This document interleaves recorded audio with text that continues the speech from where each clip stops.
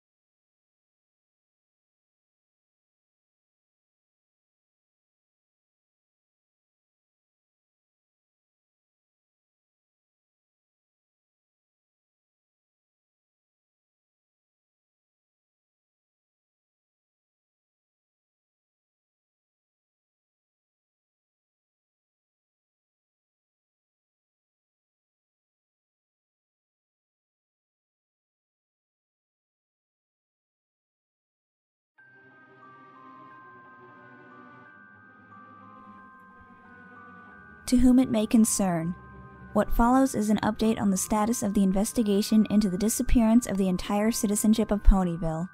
Since the discovery of the state of the town on April 16th, a full detachment of investigators has been relocated to the town. In addition, the advisor representing Her Majesty, Princess Celestia, remains on site and continues to offer us as much aid as he can with our attempts at research. Since our arrival, several key updates have taken place. We have finished filing the requisition forms for the remaining 3 of 16 shipments from the Canterlot archives. Once the final shipment arrives, we should have all possible relevant material available to our investigations. This also leads to the contents of the book Miss Sparkle mentioned in her journal entries, Ghosts, Goblins, and Ghoulish Figures, which seem to contain information on the Shadow Walkers that she believed could be responsible. After a bit of searching, we discovered that the book did indeed contain an entry on the myths surrounding these creatures, and it is included as Supplement A, attached to this report. Our main efforts remain divided on 3 fronts. The first is the quarantine of the area. Several guards and agents, working in shifts, have been dispatched to the major roadways leading into Ponyville, and the skies surrounding it. Access to the town is restricted under the pretense of a viral outbreak, though the reason may need to be modified the longer the investigation continues privately. This also includes the restriction of mail intended for Ponyville, which is currently being held by all postal officials, and unfortunately barring entrance to residents who were away during the events. The second is a nationwide attempt to bar access and information until the disappearance is made public. Railways have been rerouted to pass far around the town, and scheduled weather is being held in Cloudsdale under the quarantine pretense. In addition, agents in various major cities are seeding information about the fabricated events in the town. Lastly, our investigation within the town continues in full force. As stated before, the Princess Advisor and some investigators are combing through every book available from the Canterlot archives to search for relevant information. This search has not brought much more to our attention, but the final shipments may shed some light. While there are still searches throughout the town to find additional logs, we are retaining the curfew of 1 hour before sunset and mandatory check-in and check-out of all personnel, just in case any similar events begin to happen. However, the bulk of our search remains at Sweet Apple Acres. There were no fresh plots of soil we could find beyond the graves mentioned by Miss Sparkle, which were found to be empty after attempting to exhume any bodies there, and random digging or searches for any kind of marked spots turned up nothing else, until we searched in a cellar at the edge of the property. It was not included in the original search due to its distance from the farmhouse and barn, as well as the lack of any lights set up nearby that might have indicated it had been occupied. On first inspection, the cellar appears to have been for the storage of seasoned farming equipment not regularly used, which were found instead in the barn. It is fairly small, roughly 10 feet by 20 feet with a roof 6 feet tall, and the walls and floor are dirt with a series of wooden supports for the structure. While taking stock of the items located inside, one of the investigators noticed an indentation where a trio of barrels were located, which seemed to indicate that one had been moved. We dug into the wall near that location, and after an hour of searching, we found the journal, wrapped in heavy cloth. A transcript of the journal is being copied now and will be included in this letter. We will continue searching for any relevant clues until further instructions are given. Sincerely, Verdant Vines, Head Investigator, Case Number 3164. Supplement A. Excerpt from Ghosts, Goblins, and Ghoulish Figures. Shadow Walkers. Believed origination 386 AC. Quote, "From the shadows they come, and light they will run. Their screech means hide till you see the sun." Unquote. The tale of Shadow Walkers originated in the northern provinces of Equestria, near the once vast Blue Blossom Breaks. At its peak, the Blue Blossom Breaks was a major center of naturally occurring herbs, and many nearby towns, particularly Mustang Marches, thrived from harvesting and selling either the herbs or concoctions made from them. As such, many of the ponies there worked within the woods, some into the dark of night. As such, it was only natural that campfire stories and warnings of danger would arise about something living within the woods. The tale would often go as follows. Several years ago, there was a pony who wandered into the Blue Blossom Breaks as the sun was setting in the sky. He was in search of a grove, rumored to hold dozens of herbs in abundance, but he worried that a search in the day would risk some passerby following him and challenging his claim to the grove. Thus, with his lantern and a half-full pack of provisions, he ventured into the woods, alone. For the first hour, he kept on the path, making sure to mark a map in his satchel to lead him back once his search was done. It was after that first hour that he began to feel unsettled. He heard twigs cracking and leaves crumpling in the woods around him, but when he turned to look towards them, he saw nothing.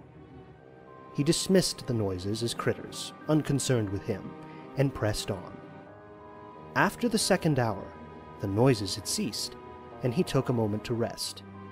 As he ate, in the warmth of a small fire, he heard a screech like that of an owl.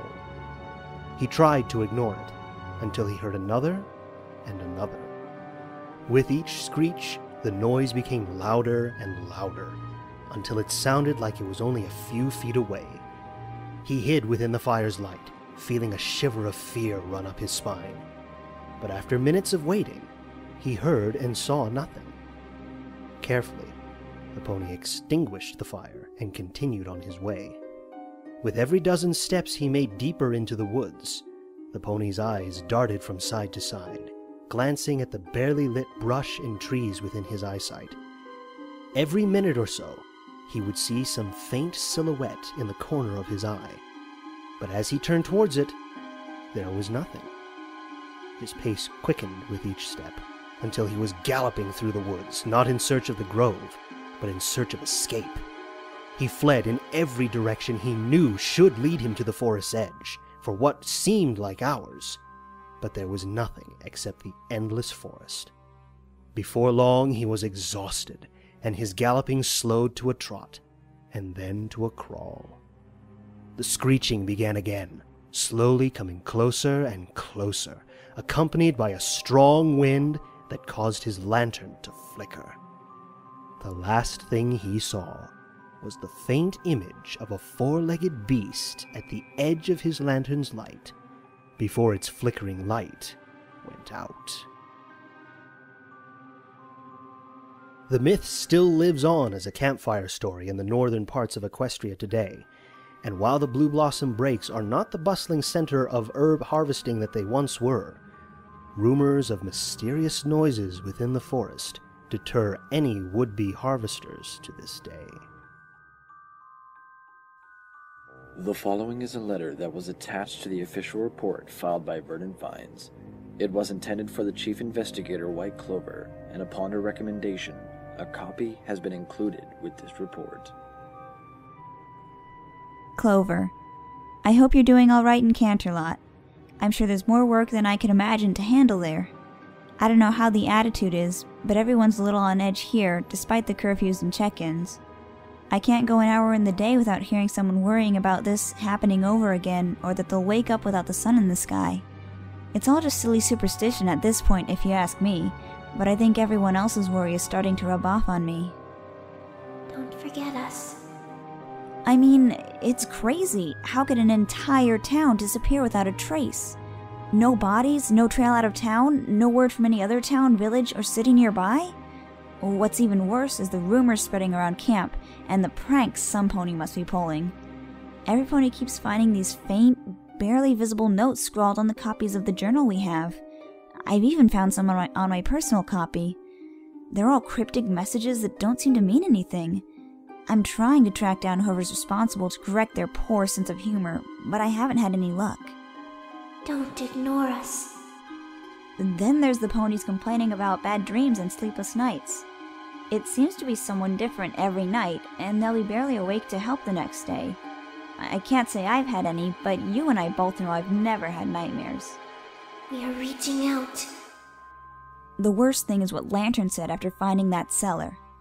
I know the official letter said we looked into it as a last option, but what he claims happened is too strange to believe. We were starting to wrap up for the day, an hour before the curfew. Lantern was on the other side of the farm, filling back in holes and marking them for the next day. He said he heard something, like a knock and a muffled yell from the far end of the field. We tried to call out to him, but he just started running and digging at the ground. We ran over to try to find out what he was doing, and that's when he hit the cellar door.